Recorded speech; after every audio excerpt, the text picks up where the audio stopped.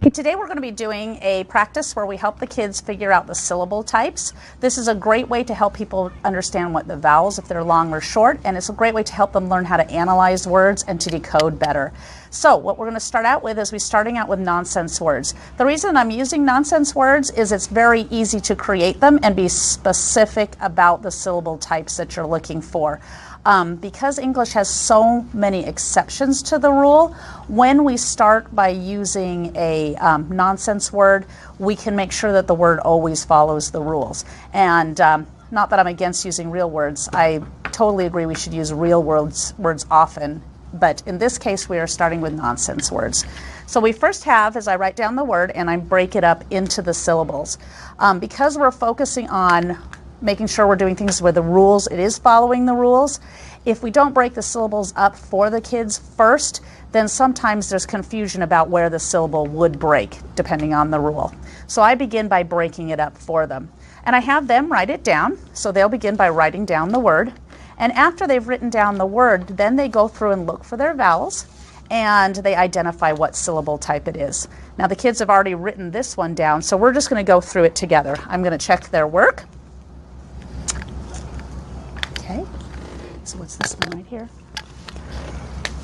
And we tricked you. Okay, no, you're right on that one. I forgot. Changed it up from the last one. Okay, good. So let's do together. Let's have you guys answer the question. In here, where is our vowel? The I. The I is our vowel. So we always go and put a vowel, a V for vowel. And then we look at what's following that vowel. Do we have something? What kind of letter is N? Consonant. A consonant. So we're going to put down a C right here. When we have a vowel consonant pattern, what type of syllable is this? Closed. It is. It's a closed syllable. So we're going to put a CL under that for closed. Now we've been working on this so they do know what the patterns already are. We introduced them closed syllables first, open syllables, silent E, and we work through each different type. Okay, let's look at this one right here. We see what we have a vowel, and we see that we have a consonant. But what do we know about this ER? It's an uncontrolled. Yeah, say that a little bit louder. What was it? Uncontrolled. R-controlled. We know that when we have something that's R-controlled, even though it might be trying to trick us into thinking it's a closed syllable, it's what it sounds like. We know that ER is one of our phonograms we work on, and it says If this were a closed syllable, it would say D-E-R, and it doesn't say that. So we know that it can't be closed. We know that it's R-controlled. What do we have here? Where's our vowel? A. A is the vowel. What do we have after it? P. Yeah, so that is a closed syllable. Now the important part is, can we read it? Let's go back and read each syllable. Chin. Ah, yeah, chin. Because how come it can't be chine? We know It's not a long syllable. it's not. Yeah, it's not a syllable that has a long sound. Not open. It's not open, and it also doesn't have a Silent E. right, no silent E. So our brain might think, oh, it's going to be chine, and we go, wait a minute, it's closed. Whoops. When we have a closed syllable, we know that that vowel is going to be short. Okay, how about this one? What does this say? Der, and yeah, and there again, it can't be lape, can it? No, because it doesn't have a silent E. Right. It's not open. Right, here we go. Read the whole thing. Chinderlap. Chinderlap. That's a funny word. All right, our next word we're going to do here. Everyone please write. I'm going to borrow that. Is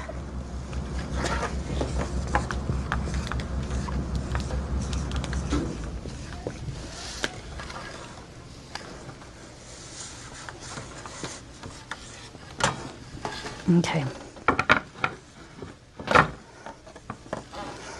All right, so while you guys are writing that, we'll be thinking about what we see.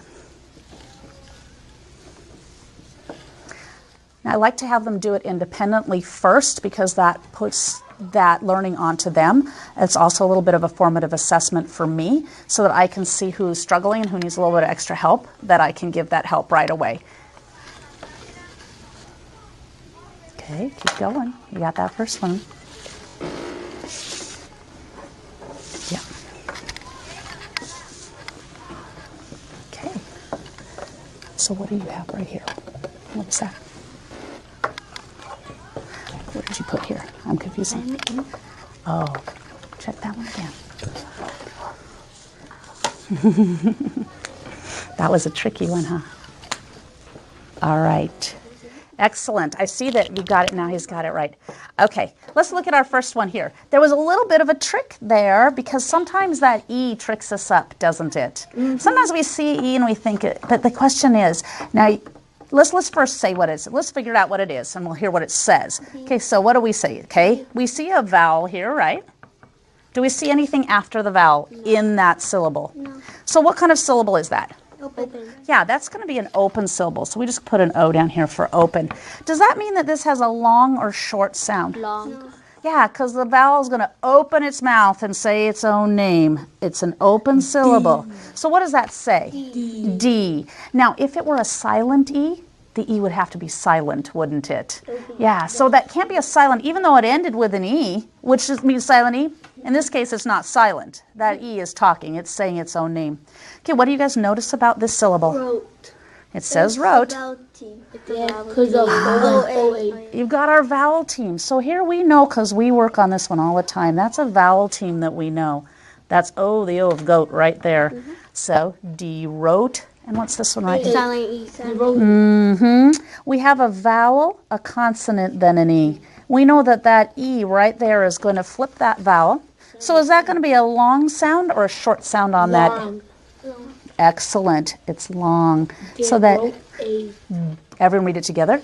De-rotate. De-rotate. De-rotate. All right, you guys did a great job. Thanks for helping me out today.